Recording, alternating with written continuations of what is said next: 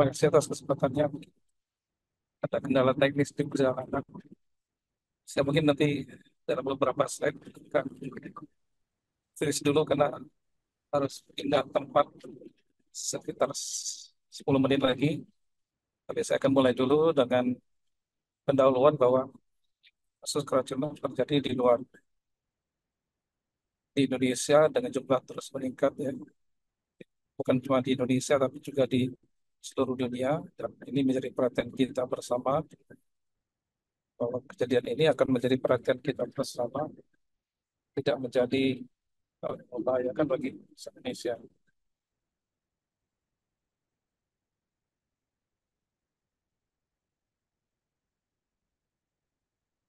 Penyebab dari suatu keracunan makanan adalah bisa karena akut maupun kronik, bisa karena kesengajaan bunuh diri maupun karena pembunuhan atau kecelakaan. Dan ini yang menjadi perhatian kita bersama bahwa siapapun bisa mengalami kejadian ini, dan ini menjadi perhatian kita bersama semua agar tidak jadi kesalahan yang fatal dalam penanganan kasus-kasus seperti ini, karena sering kita temukan ada kecelakaan yang tidak bisa diobati dan bagus karena kita kehilangan waktu dalam hitungan beberapa jam saja. Padahal sebenarnya harusnya sudah bisa kita atasi dengan baik kejadian tersebut. Dan karena itu kita lihat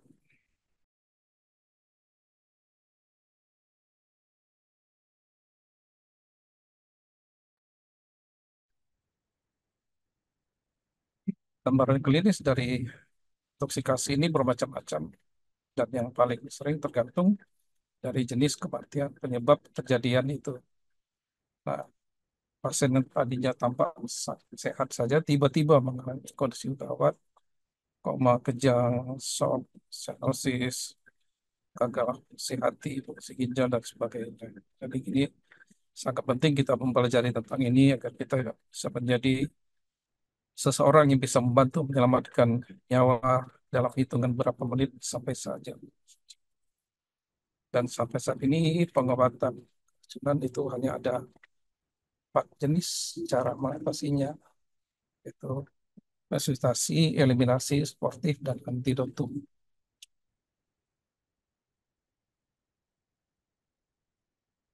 Saya izin finish sebentar ya, mungkin sekitar 5-10 menit. Baik, silakan dok. Oke, jadi dalam mengatasi kasus pengobatan keracunan makanan ini, kita memulai dari resusitasi, eliminasi, sportif, dan antidotum. Kalau resusitasi yang tentu saja kita harus memperhatikan 3 poin, yaitu airway, breathing, dan sirkulasi. Karena inilah lebih penting penyelamatan pasien. Dalam hitungan jam kita harus bisa menyelamatkan pasien itu dengan segera, tidak menjadi kondisi yang berbahaya. Periksa saluran nafasnya, pastikan dia bisa bernafas spontan, dan bagaimana sirkulasi atau tekanan darah pasien tersebut. Ini menjadi hal-hal yang penting karena kita akan menyelamatkan dalam hitungan menit. Setelah kita memastikan ABC-nya aman, baru kita masuk ke tahap berikutnya. Dan tahap inilah sebenarnya salah satu yang krusial dari penyakit-penyakit yang disebabkan oleh keracunan ini.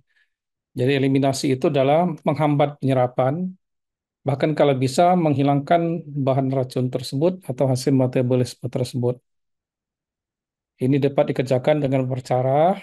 Yang pertama adalah emesis, atau dengan cara memancing muntah pasien tersebut.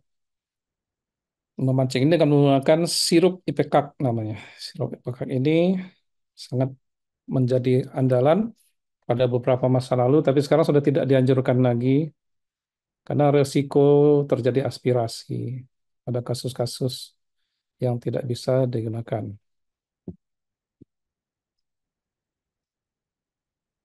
Jadi jangan jarang jadi indikasinya, dan dikontradisikan apabila pasien tampak pusing, tidak sadar, kejang, atau pada pasien dengan keracunan kerosin atau hidrokarbon lainnya. Keracunan racun, kontusan, ya, seperti keracunan trisiklik, antidepresan, strychnine atau camphor. Ini tekniknya biasanya diberikan 30 cc sirup diikuti dengan 8 gelas kecil air dan jika diperlukan ulangi setiap 20 menit. Kalau kita menggunakan katarsis, ya, ini yang kedua adalah membersihkan usus pasien. Jadi kalau tadi untuk memancing supaya pasien muntah untuk mengeluarkan zat yang beracun, kalau katarsis adalah untuk supaya pasien melakukan BAB sekaligus membersihkan tumpukan racun yang ada di dalam ususnya dengan cara pemberian magnesium sulfat MgSO4 ya atau menggunakan sorbitol untuk pemberian ini. Cara ketiga adalah dengan kumbah lambung. Yang ini efektif ya untuk racun yang berbentuk cairan atau pil dan sangat efektif lagi apabila dilakukan saat kurang dari 1 jam setelah keracunan. Indikasi adalah pada keracunan yang dalam jumlah banyak dan untuk mengidentifikasi jenis racun dan untuk memberikan sarkolat atau antidotum. Kontraindikasinya adalah tidak bisa digunakan pada pasien dengan penurunan kesadaran atau tidak ada refleks gag. Cara memasang NGT-nya adalah dengan seperti ini ya. Jadi mungkin saudara-saudara sudah belajar bagaimana melakukan NGT. Pasien harus dalam baring dan kepala di bawah, posisi lateral di kubitus kiri, ya, lakukan intubasi endovaskular di lubuk kalau memang untuk menyelamatkan saluran nafas supaya tidak terjadi aspirasi saat dilakukan pemasangan NGT. Kemudian juga lakukan aspirasi lavasenya sekitar 50-100 cc hingga cairannya dapat kembali jernih.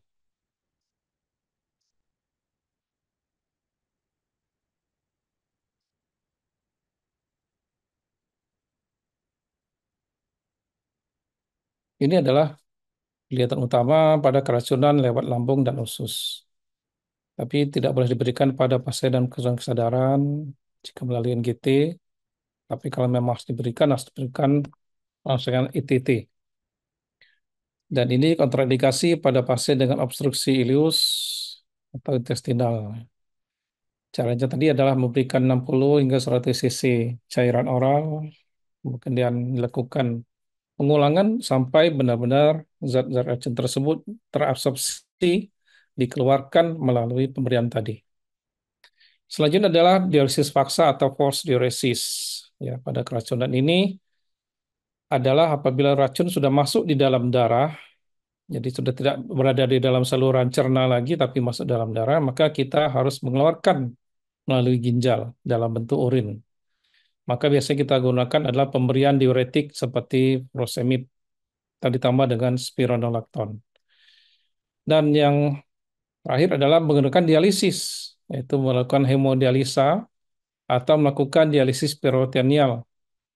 Jadi bisa melalui hemodialisa seperti kita pasien cuci darah atau kita lakukan kalau di daerah-daerah yang sulit hemodialisa lakukan peritoneal dialisis.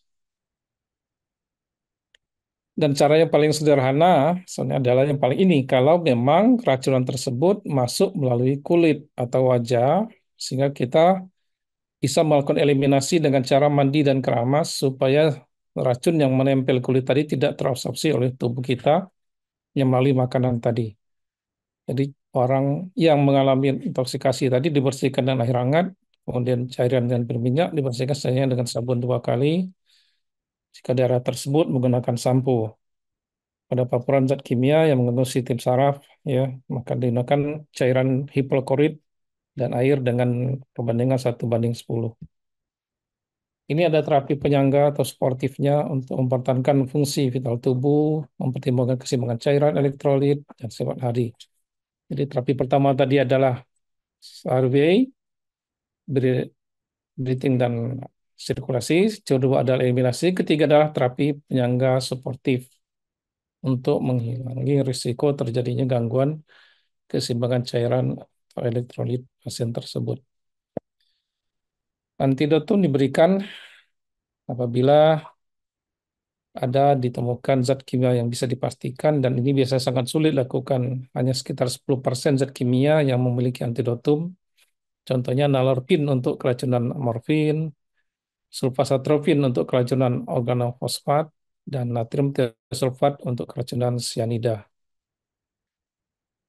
Berikut ini adalah beberapa jenis keracunan yang banyak terjadi di masyarakat dan menjadi perhatian kita. Kita sama-sama belajar untuk mengatasi kejadian-kejadian ini. Pertama adalah keracunan makanan, kemudian keracunan insektisida, keracunan zat korosif, keracunan zat hipnotik sedatif, keracunan ekstasi, dan keracunan opiat. Kita mulai dengan keracunan makanan. Ini adalah keracunan yang kalau bisa dibilang khas di Indonesia, hanya ada di Indonesia, yaitu keracunan jengkol. Jengkol sendiri nama latinnya adalah Pithecobolidium lobatum. Di dalam jengkol tersebut terdapat asam jengkolat, zat kimia aktifnya. Pada bahasa artinya adalah jengkolit asid. Jadi kasus ini sebenarnya sangat jarang di seluruh dunia dan di Indonesia termasuk salah satu yang unik. Itu makanya nama zatnya saja jengkolik asid, mengambil kata-kata jengkol. Gejala yang paling khas adalah pasien sakit perut, disertai mual muntah, nyeri pinggang, nyeri saat BAK. Sesudah BAK keluar gumpalan putih atau kadang-kadang tetesan putih dan disertai darah. Kemudian mulut, nafas, dan urinnya berbau jengkol, walaupun kadang-kadang kesadaran tidak menurun pada umumnya. Dan pada pemeriksaan laboratorium ditemukan urin segar, sebab kristal tersebut cepat hilang.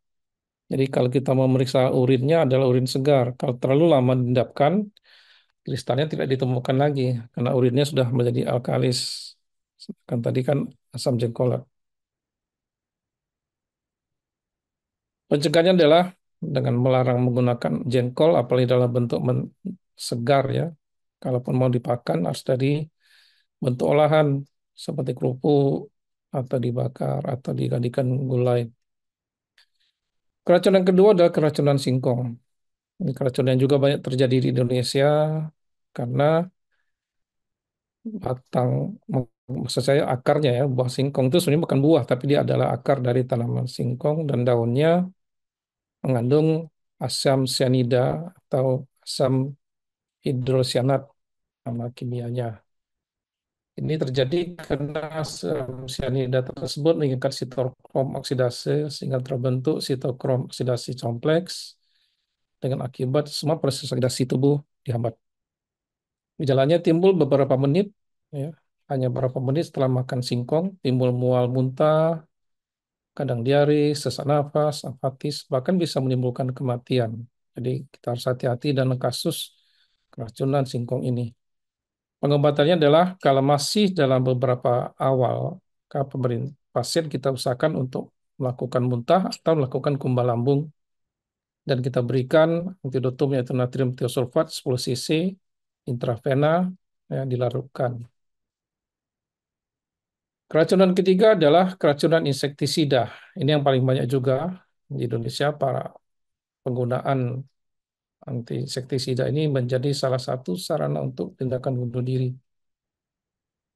Insektisida itu nama lainnya adalah organofosfat fosfat atau insektisida cholinesterase inhibitor, merupakan insektisida yang paling poten dalam peratasan. Dibagi dua macam, yaitu ifomurni dan karbamat. Kelompok ifomurni, contohnya malation, diazinon, basudin, oxon, osdrin, red, dan kalau karbamat, contohnya Baygon. Ini yang paling terkenal di Indonesia, merek penjagangnya dalam Baygon. Gambar klinis adalah kraniovisusus, hiperaktivitas ludah, saluran makan, dan kesukaran bernafas. Gejala ringannya adalah anoreksia, nyeri kepala, rasa lemah, rasa takut, tremor, lidah dan kelopak mata, serta pupil yang mengalami miosis. Gejala sedangnya adalah nausea, muntah, kejang, hipersalivasi. Dan gejala beratnya inilah yang menjadi perhatian kita apabila pasien sudah mulai diare, pupilnya mengecil, pinpoint, hilang refleks cahaya pupilnya, sesak nafas, cyanosis, ada edema paru, inkontinensi urin dan alvi, kejang-kejang, kemudian pasiennya koma yang terdiri dari blok jantung. dan meninggal. Jadi, hati-hati dengan kena fosfat ini kalau kita terlambat mengatasinya. Jadi gejala klinisnya terbagi dari tiga jenis gejala, yaitu gejala muskarinik, nikotinik, dan gejala SSP. Gejala muskarinik itu adalah hipersalivasi, miosis, dan tremor. Gejala nikotinik berupa sesak nafas, tremor bola mata, dan gejala sistem saraf pusat berupa kejang. Dan salah satu penegakan diagnosisnya adalah dengan mengukur kadar kolinesterase di dalam sel darah merah dan plasma. Penting karena ini untuk menentukan jenis keracunannya. Tapi yang ini sangat sulit dilakukan, tidak semua laboratorium bisa memeriksa ini. Pengobatannya pertama adalah resusitasi dengan memberikan oksigen, ya, simple fast mask, bersihkan jalan nafas, posisi Trendelenburg, kemudian bebaskan benda yang terkontaminasi dari tubuh pasien, pasang infus, kemudian lakukan eliminasi dengan lakukan kumbah lambung sampai tidak tercium cairan di dalam air yang dimasukkan untuk sebagai pembilasnya tadi.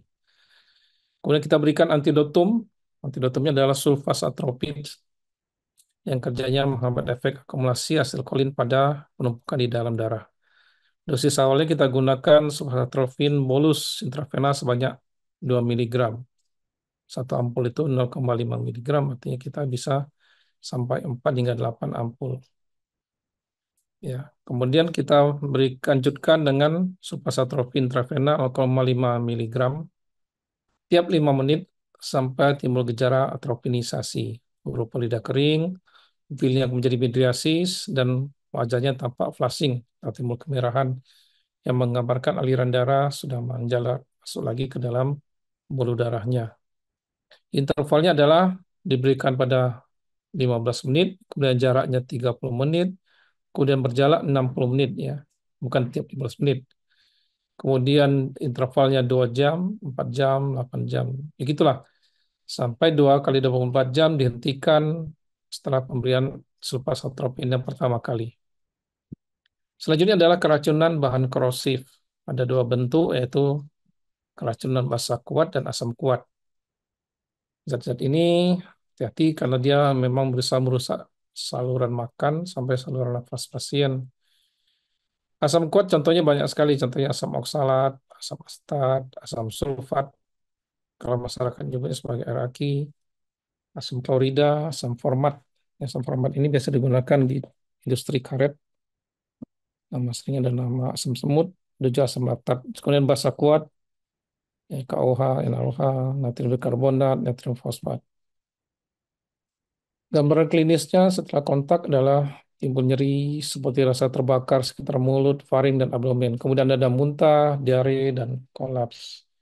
Kadang-kadang muntah disertai darah segar karena terjadinya erosi di jaringan saluran cerna di mukosa. Bahkan dapat timbul asfiksia akibat edema glotis karena aliran sirkulasi nafas terhambat karena edema ini.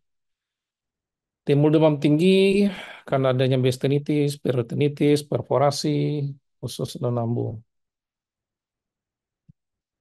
Diagnosisnya sangat mudah, cukup dengan gambaran klinis yang khas, periksa HB, ya, bila terjadi hematemesis dan melena. Pengobatan adalah kumbah lambung, emesis, dan katarsis tidak boleh. Jadi kalau kasus-kasus ini tidak boleh lakukan tindakan-tindakan ini, kumbah lambung, ya, emesis dan katarsis. Kemudian suruh pasien minum air sebanyak mungkin. Air susu dianjurkan karena dia biasa menetralkan dan menyerap absorpsi. Pasang infus D5, ya, berikan kortikosteroid selama 4-7 hari, dosis diturunkan selama 10-20 hari, berikan antibiotik, ya, pasien ditunda untuk makan, jadi dipaksakan dulu sampai dilakukan tindakan laryngoskopi indirect atau esofagoskopi. Bila seringan, diet oral segera diberikan, ya, berikan steroid antibiotik. Bila lesi luas, perlu diberikan sonde, ya. Kemudian pasien dipuasakan, diberikan nutrisi parenteral, yang konsul bedah untuk pasang sonde lewat gastrostomi. Ini adalah cairan-cairan yang berminyak ya, sebenarnya bukan dari bagian cerita asam basa kuat tadi, tapi dia menggambarkan bahwa adanya juga zat-zat minyak bisa diserap oleh seorang tubuh seseorang yang mulai dari paling cair hingga paling kental, dan hati-hati kalau menyerapnya itu. Selanjutnya kita ada membahas keracunan hipnotik sedatif, yaitu obat yang bisa membuat pasien mengantuk dan membahayakan karena menekan sistem saraf pusat. Contohnya golongan barbiturat, anti epilepsi, antihistamin, fenotiazin, bromidum, dan kelompok narkotika. Gambaran klinisnya adalah pasien akan mengantuk, bingung, menurun keseimbangan, kemudian bisa diikuti dan koma dan pernapasan lambat dan dangkal. Selanjutnya otot melemah, terjadi hipotensi, sianosis, hipotermi, dan refleksnya hilang. Koma ini bisa lama, bisa sampai 7 hari, baru akan menjadi kematian. Nah, bagaimana untuk pengobatannya? Tentu saja pertama dari restasi saluran nafas, kemudian eliminasi apabila pasien masih dalam 1-2 jam sejak dia menelan makanan tersebut. Ya, kalau ringan, kita kumbal lambung, kemudian lanjutkan dengan force diuresis, pemberian furosemid selama 12 jam. Ya, kemudian kalau koma berat, kita lakukan kumbal lambung dengan endotrakeal, balon untuk mencegah aspirasi, selanjutnya diuresis paksa. Atau bila memungkinkan kita lakukan hemodialisis sampai pasien sadar. Dan sayangnya sampai hari ini tidak ada antidotum spesifik untuk kasus keracunan hipnotik sedatif. Nah, lawan dari keracunan ekstrakreatif adalah kelompok ini, kelompok ekstasi. Ya, karena tadi pasiennya mengantuk, pasien ini justru lebih hiperaktif. Ya, sedangkan ekstasi kita ketahui adalah golongan amfetamin bersifat halusogenik. Ya, nama kimianya adalah metildioxid metamfetamin (MDMA). Masyarakat sering menyebutnya sebagai ekstasi. Kalau nama kimia adalah amfetamin. Bentuknya bisa berupa tablet, bubuk, injeksi. Sistemnya mengambilkan pasien rasa desorientasi, persepsinya terganggu, dan terjadi halusinasi. Timbul 20-30 menit dan akan berakhir dalam 48 jam. Dosis halusinogeniknya rendah, tapi dosis letalnya tentu saja lebih besar daripada dosis halusigenik berkali-kali lipat. Dapat kombinasi dengan narkotik, kafein, lidokain, dan aspirin. Diagnosisnya adalah dengan melihat riwayat konsumsi obat-obatan hallucinogenik, baik ringan maupun berat. Adanya nyeri kepala, palpitasi, dan sebagainya. Kemudian parestesi, pasien banyak berbicara, kemudian pasien juga kadang-kadang insomnia, perubahan persepsi. Jadi kadang-kadang pasien juga mengalami ada gangguan-gangguan halusinasi. Kalau ringan biasanya reaksi bisa bicara, masih bisa diajak berkomunikasi. Tapi kalau sudah berat, ya hilang kemampuan ini. Karena itu kita harus lihat kondisi pasien-pasien seperti ini, apakah kita harus bisa atasi dengan baik atau tidak. Kalau kasus keracunan sedang, maka kita harus lakukan tindakan, gejala klinisnya berbeda lagi. Pasien biasanya timbul agitasi, mual muntah, kejang otot, ya, hiperglikemi, tensi juga meningkat, suhunya meningkat. Dan kalau yang berat, gejalanya yang paling terjadilah dia penurunan kesadaran, kejang, bisa jadi koma, gangguan aritmia jantung, ya, dan akhirnya bisa menimbulkan kegagalan nafas, kegagalan ginjal, gangguan hepatitis, dan pasien bisa meninggal. Bagaimana menegakkan diagnosisnya? Tentu saja dengan mencari zat amfetamin di dalam urin yang bisa bertahan selama 2 hari. Jadi kita bisa lakukan pemeriksaan amfetamin ini selama 2 hari untuk melihat adanya kasus keracunan ini. Terapinya tentu saja adalah banyak, tapi yang paling sering adalah bilas lambung bila memungkinkan dan diresis paksa apabila sudah lewat dari beberapa jam saat kita bilas lambung. Pengobatannya hanya simptomatis karena belum ada antidotumnya. Kalau ansitas kita berikan despam, agitasi kita berikan haloperidol, hipertensi berat kita berikan beta blocker vasodilator. Kalau gangguan irama jantung, kita berikan beta blocker. Infeksi iskemik miokard, kita berikan morfin dan nitrat. Kalau peningkatan suhu, gangguan koagulopati, kita berikan heparin. Dan pasien dirawat di ICU kalau pasiennya sudah mengalami kondisi berat. Berikut adalah keracunan opiat atau opium. Nah, zat ini sebenarnya sebagai analgetik kuat karena caranya adalah menekan depresi pada otak. Ya, salah satu yang terkenal adalah morfin, karena sebenarnya digunakan di dunia medis morfin ini, tapi kalau disalahgunakan dia akan berbahaya. Opium sendiri sebenarnya adalah berasal dari tanaman yang diambil getahnya. Nama tanaman adalah Papaver somniferum. Kalau dikeringkan dia tampak seperti karet berwarna kuning coklat. Kalau ditumbuk maka disebut sebagai serbu opium. Nah, bubuknya disebut sebagai heroin. Bahasa awamnya adalah putau. Bubuk ini yang digunakan di kalangan medis sebagai heroin, ya. Dan kalau bentuk suntikan namanya morfin. Dan kasus ini meningkat di Amerika saja, biasanya orang bisa meninggal 10.000 kasus karena overdosis penggunaan zat-zat kelompok opiat ini. Nama-nama lainnya bermacam bisa seperti ini: morfin, petidin, heroin, kodein, barbiturat, benzodiazepin, etanol, dan putau.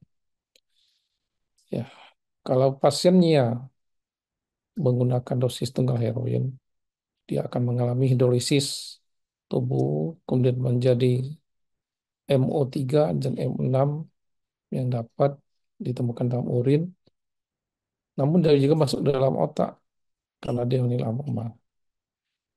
Kalau tanda keracunannya adalah adanya pupil pinpoint, depresi nafas, ya. Antidotumnya adalah naloxon. Pada pasien biasanya ditemukan bekas suntikan, methotrexate di tangannya, ini pada pengguna suntikan. Tapi gejala laboratoriumnya tidak selalu sering gejala klinis. Dia mestinya diperiksakan dengan menilai urinnya.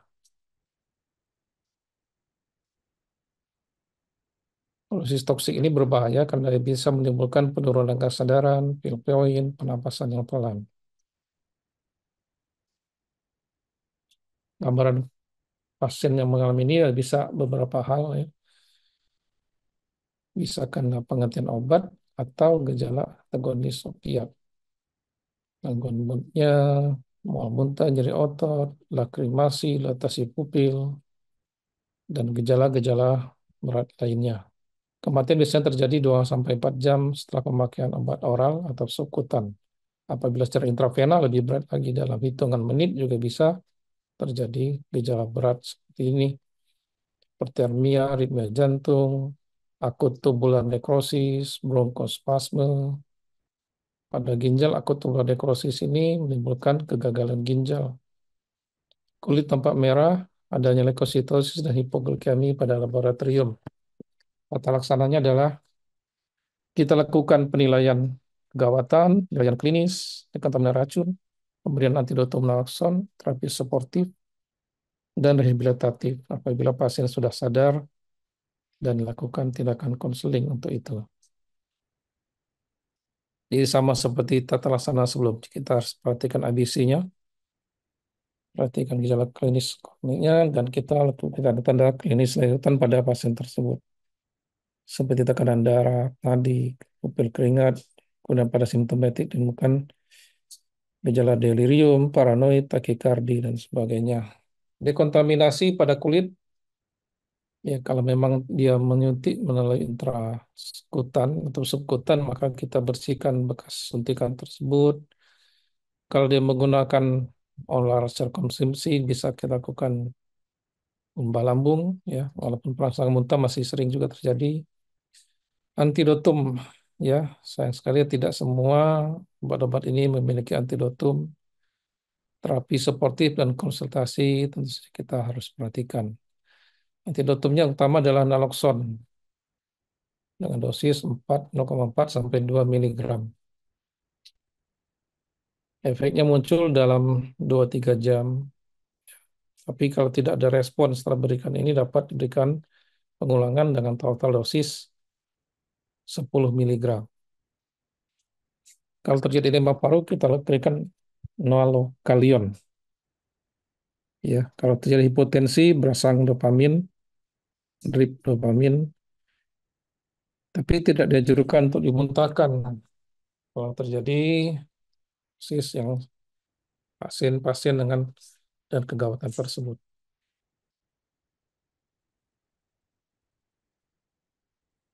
Ini protokolnya ya, sudah. Ya. Naloxone tadi, ABC, naloxone.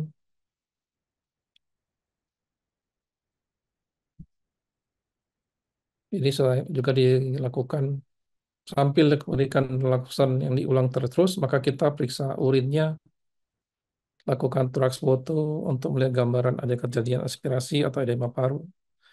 Pasang ETT bila napasan tidak adekuat, sehingga organisasi kurang, ya karena hipoventilasi ini sering terjadi dalam 3 jam. Maka kita harus pasang tindakan-tindakan tadi. Ini adalah contoh berapa lama zat-zat kimia tadi bisa berada di dalam tubuh manusia. Amfetamin bisa bertahan sampai 2 hari, barbiturat 1 hari, bahkan ada sampai 5 hari. Contohnya morfin, ya bisa sampai 5 hari menetap di dalam tubuh seseorang. Baik, demikianlah yang bisa saya sampaikan dalam hal ini. Saya ucapkan terima kasih atas perhatiannya. Saya kembalikan ke moderator.